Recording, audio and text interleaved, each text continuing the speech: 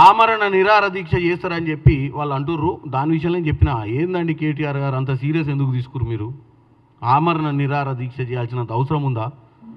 గతంలో మీరు ఏ రోజన్నా దళితులకు విలువనిచ్చిర్రా? ఆ చైర్ల దళితుడు కూసుడు కాబట్టి ఆ చైర్ని అవమానించినట్టు మాట్లాడిర్రు.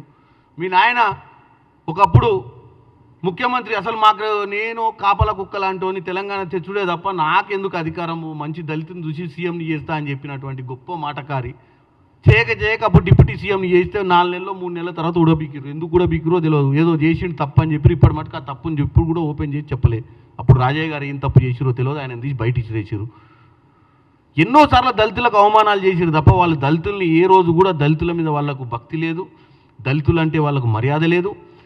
ఇక రాజ్యాంగాన్ని రాసిన అంబేద్కర్ విగ్రహం దగ్గర పోయి వీళ్ళు మళ్ళీ నిరసనలు తెలియజేయడం. నిన్న వీళ్ళు చేసేదే దళిత వ్యతిరేకి. వెనుకబడ్డ వర్గాల కోసం చేసిన రాజ్యాంగాన్ని రాసినటువంటి అంబేద్కర్ దగ్గర పోయి ఏం చెప్పుకుంటారు? ఆయన పరిశాన్ అవుతున్నారు పైన కూర్చొని వీళ్ళని చూసి, ఇదేంది చేసే పాపాలు చేసి నా దగ్గర కూర్చొని లబోదిబో మొత్తుకుంటారు ఏందని.